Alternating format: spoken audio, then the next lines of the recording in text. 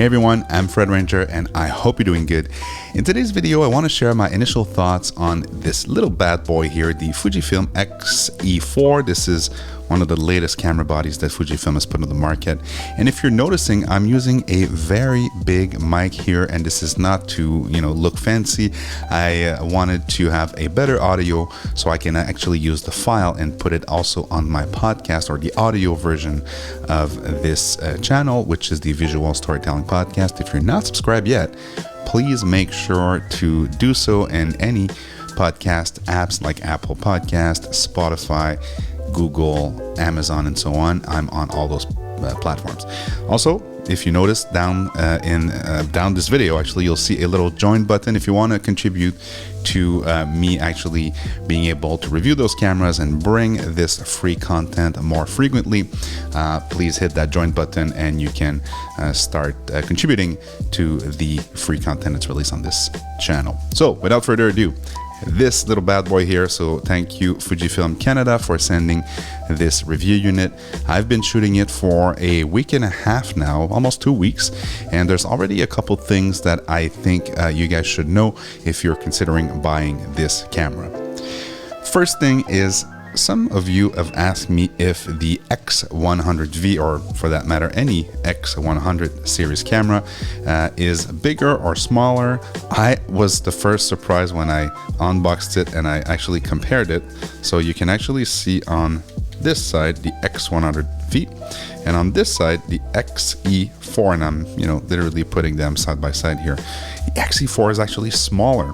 If you look at it like that, you can actually see for yourself, and if you look at it like that, you can actually also see that the X-E4 is a very small camera.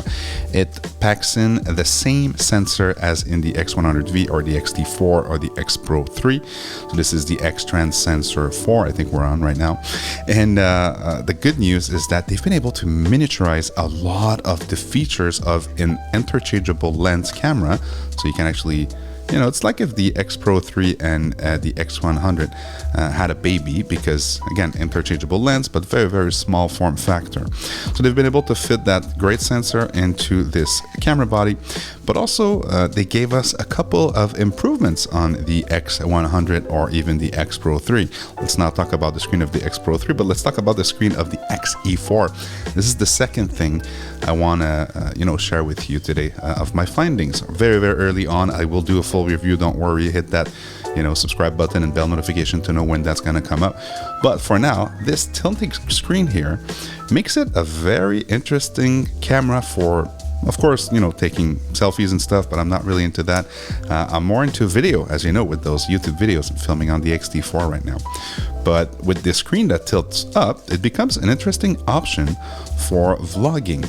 It would be the ideal option if it had image stabilization. It doesn't have it, so you will have to pair it with a lens that does have image stabilization if you're planning on vlogging with this camera, because this is something that's missing from this camera compared to the X-T4. Or the XS10, I think, has the IBIS.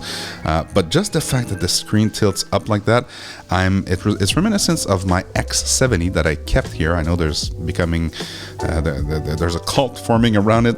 But for me, very interesting that it goes up like that, because sometimes you want to shoot from the hip, sometimes you want to shoot from the top like that. And when I say from the top, it's not just an angle. You can actually do a 90-degree tilt like that. And of course, if you want to do the selfie thing, it's very easy to do so. So the screen for me is a nice addition to, again, a very small camera. The fact that they remove some buttons in the back, if you look here, there's only the play button that's up. There's only the back button, the menu button, and your Q button that on other Fujifilm cameras like the X100 is, literally on the thumb here, is actually now on the top of the camera. So there's the Q button here, and you can also assign another button, that's the one that's here, to your liking. I have it set to ISO because there isn't any ISO dial. This is the other difference from the X100 that I really like, which is the ISO dial that's right on top. This one doesn't have an ISO dial, but very, very easy to hit that little, assignable button and then to flip the switch. What it has though is the exposure compensation, so this is the dial you'll find on top, and it also have the shutter speed dial, which you can also turn manually. So the other thing I want to say is the grip. I'm not a big fan of those, really, really small cameras where, for now I have two fingers hanging when I hold this camera. Of course, I would put a good old Lensmate thumb grip like the one I have on the X100, which makes it very, very comfortable to hold. So that will be my first recommendation if you're thinking about getting the X-E4. I would put a thumb grip. I would also put maybe a little grip for people with bigger hands. But the one thing I would say is that this would, when it's paired with the this is the 27 millimeter f2.8. This is also a new lens from Fuji. This is not the this is not the best lens, but look at the size of it. I mean, it's literally a pancake, almost a pancake lens. So when you put it on, you can fit that camera in your pocket, coat pocket, or you can put it in, literally anywhere you're going. So I'm pretty sure that people that are interested in doing long hikes, I brought it on a couple hikes, and also Vicky shot this camera. She has the X-T3, and she was finding this very interesting. I think we're gonna make a little trade here, but at the end of the day, this camera, the size factor and the weight is definitely what people will be looking into if they're buying this camera. The EVF is smaller, of course, than the one on the, if you look, even the, let me put it on the right side, even the size of it, right? So you look at the size of the X100V EVF, and you look at the one on the X-E4, and of course everything is smaller, but I do find it big enough to not, consider this a very small, like in other cameras that I've seen. But this one actually offers a very high res. Again, I think it's the same as the X100V, so I'd really like to use it. But again, it's a bit on the smaller side, and it's harder if you want to block the sun. Sometimes I found myself using my hand to make sure that no sun was leaking in the screen.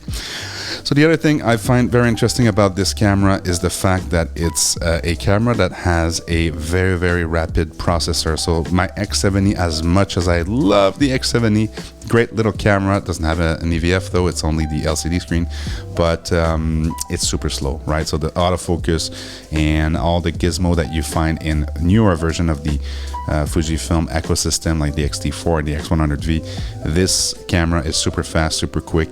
It does inherit all the Fujifilm film simulations, with the classic neg being one of my favorite during summertime. I really like those tones when we go into nature and hiking and so on. I highly recommend trying it. So again, if you want a point and shoot, not a point and shoot because you can actually put some bigger lens on it, but I would stick with smaller lens like the f2 lens that Fujifilm makes. So this is the, the 23, the 35, and also the 50. I think they have an f2, and I will also consider this kit lens that kit lens, I mean, it's Fujifilm doesn't make kit lens. They make great lens that are adapting to the size of the body.